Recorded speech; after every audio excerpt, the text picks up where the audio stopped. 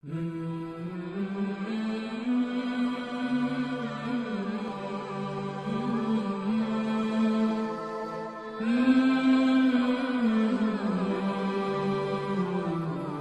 सब नमक हराम हो। लगता है कि वो कोई साजिश कर रहा है और तुम लोगों को कुछ खबर ही नहीं। इसके बारे में फौरन पता चलाओ कि उसकी दीवानगी के पसे पर्दा कौन से मकासद पोशीदा हैं और उसे कल दरबार में तलब करो, वरना तुम सबकी गर्दन मार दी जाएगी। हारून रशीद ने जलाल शाही से हुक्म जारी किया और दरबार बर्खास्त हो गया।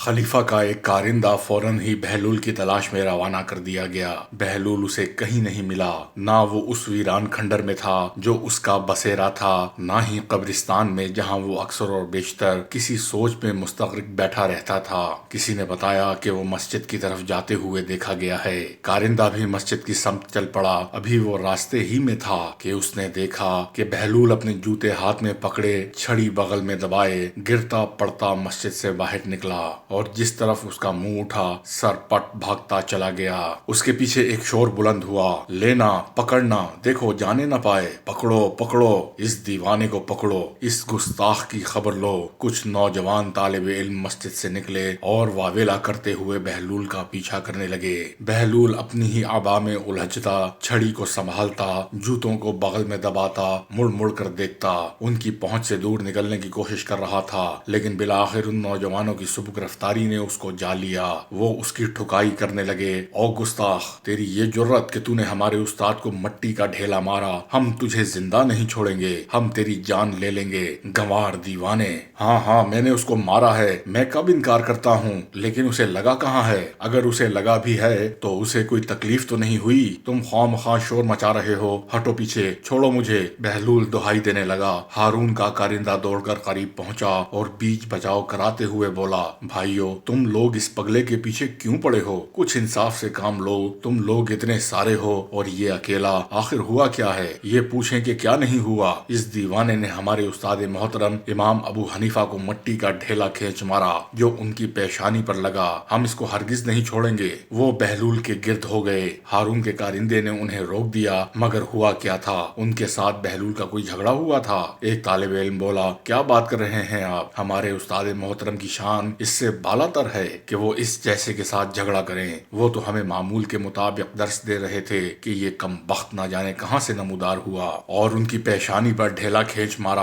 आप दरमियान से हट जाएं, ये पागल है या दीवाना। आज तो हम इसको ऐसा सबक सिखाकर छोड़ेंगे कि सारा पागलपन भूल जाएगा। एक लड़के ने अपनी बात खत्म करके फिर बहलूल की तरफ देखकर दांत कचकचाए। क्यों बहलूल, क्या ये लड़के ठीक कह रहे हैं? कारिंदे ने बहलूल से पूछा। हाँ, मैंने उसको मारा है, मगर उसे लगा तो नहीं, ना ही उसे कोई तकलीफ हुई है। पूछ लो इससे, मेरे पीछे क्यों पड़े हो? बहलूल ने बड़ी बेनियाजी से जवाब दिया। देखिए आपने इसकी ढिठाई, उस्ताद मोहतरम पेशानी पकड़े बैठे हैं और ये कहता है कि उन्हें ढेला लगा ही नहीं। मैं अभी इसका दिमाग दुरुस्त किए देता हूँ। वो तालिब इल्म फिर बहलूल पर झपटा। हारून के कारिंदे ने उसका बाजू पकड़ लिया। बात सुनो लड़के, सब जानते हैं कि ये दीवाना है, फिर खलीफा का रिश्तेदार भी है। तुम इसे मार कर कानून को हाथ में ना लो, इसे काजी के पास ले जाओ, वही सही फैसला करेगा।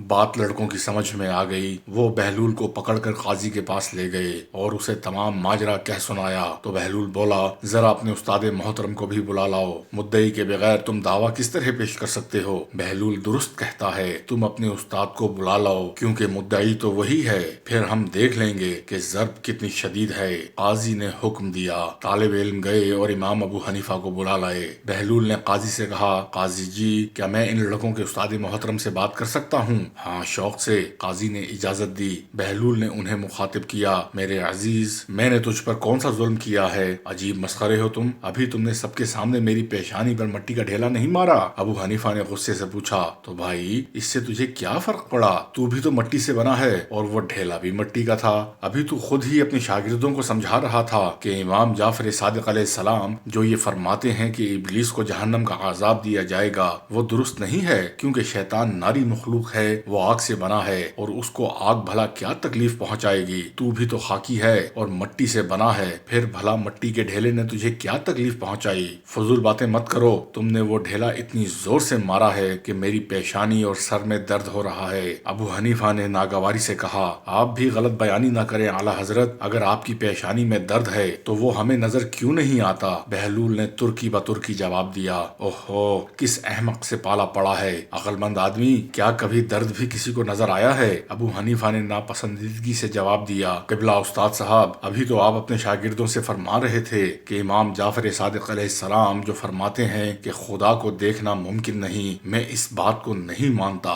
بھلا جو چیز موجود ہے اسے نظر آنا چاہیے، اس لیے خدا کو دیکھنا ممکن ہے، تو اگر آپ کے سر مبارک میں درد ہو رہا ہے تو اسے ہمیں بھی دکھائیے۔ بہلول نے شگفتگی سے کہا۔ ابو حنیفہ زچ ہو گئے اور قاضی سے بولے، قاضی صاحب، یہ دیوانہ تو یوں ہی ادھر ادھر کی ہانک رہا ہے، اس نے سب کے سامنے مجھے پتھر مارا ہے، آپ گواہیاں لے کر اسے سزا دیں اور کارروائی ختم کریں۔ یا حضرت، اگر مجھ ناچیز نے آپ کو مٹی کا ڈھیلا مار بھی دیا ہے تو اس میں مجھ دیوانے کی کیا تقصیر؟ ابھی آپ ہی تو اپنے شاگردوں سے فرما رہے تھے کہ آپ کو امام جعفر صادق علیہ السلام کی اس قول سے بھی اختلاف ہے کہ وہ فرماتے ہیں اچھا یا برا کام کرنے والا خود اس کا ذمہ دار ہے اور اس کے لیے جواب دہ ہے، جبکہ آپ فرماتے ہیں کہ ہر فعل اللہ کی طرف سے ہوتا ہے اور بندہ اس کا ذمہ دار نہیں۔ اس لحاظ سے ڈھیلا میں نے آپ کو نہیں مارا، یہ کام تو خدا نے مجھ سے کروایا ہے، اب بھلا میں اس کام کے لیے سزا کا مستحق کس طرح ٹھہرا جو میں نے کیا ہی نہیں؟ خدا را قاضی صاحب، آپ ہی انصاف کیجئے۔ ابو حنیفہ لاجواب ہو گئے۔ قاضی، جو دونوں کی دلچسپ بحث سے محظوظ ہو رہا تھا، بولا، بہلول نے اپنا مقدمہ جیت لیا ہے۔ بہلول نے اطمینان کا گہرا سانس لیا، پاؤں میں جوتے پہنے اور اپنی چھڑی سنبھال کر عدالت سے باہر نکل آیا۔ وہ اپنی ہی دھن میں بڑبڑا رہا تھا۔ ہارون الرشید کا کارندہ اس کے پیچھے پیچھے چلا۔ اس نے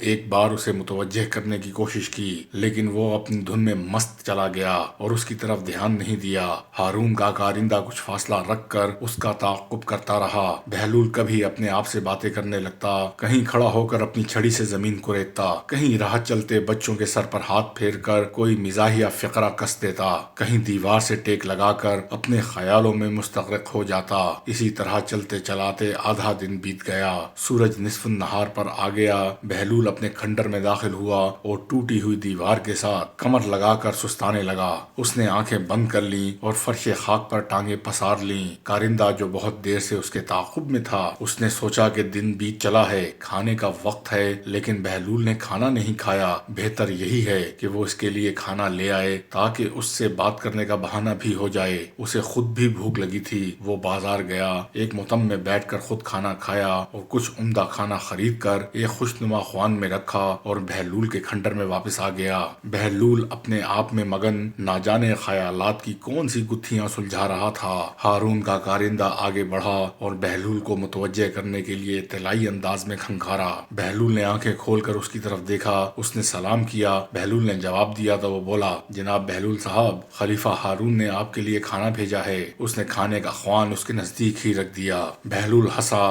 واہ واہ، اسلامی مملکت کے بادشاہ مجھ جیسے کم حیثیت دیوانوں کا بھی خیال رکھنے لگے ہیں۔ خلیفہ ہارون کی رعایا پروری تو ضرب المثل ہے۔ کارندے نے فوراً کہا۔ بہلول نے اپنے دائیں بائیں دیکھا اور اس کتے کو چمکارا جو کھنڈر میں ایک جانب بیٹھا ہوا تھا۔ کتا دم ہلاتا قریب آیا۔ بہلول نے کھانے کا خوشنما خوان اٹھایا اور کتے کے سامنے رکھ دیا۔ کتا بے صبری سے منہ مارنے لگا۔ او ہو، خدا کی پناہ، بہلول یہ کیا کرتے ہو؟ خلیفہ کا کھانا تم نے کتے کے سامنے رکھ دیا ہے۔ ملازم نے دہائی دی، ہشت، چپ چپ، ہشت، چپ چپ، خاموش رہو، منہ بند رکھو۔ اگر اس کتے نے سن لیا کہ یہ کھانا خلیفہ کا ہے تو یہ بھی نہیں کھائے گا۔ ملازم اپنی ہنسی نہیں روک سکا اور بولا، بہلول تم بھی عجیب مسخرے ہو۔ میں تمہارے لیے خلیفہ کا پیغام بھی لایا ہوں کہ کل انہوں نے تمہیں دربار میں طلب کیا ہے۔ بہتر ہے کہ تم کل خود ہی دربار میں حاضر ہو جانا۔ بہلول نے کوئی جواب نہیں دیا اور وہ کارندہ واپس چلا گیا۔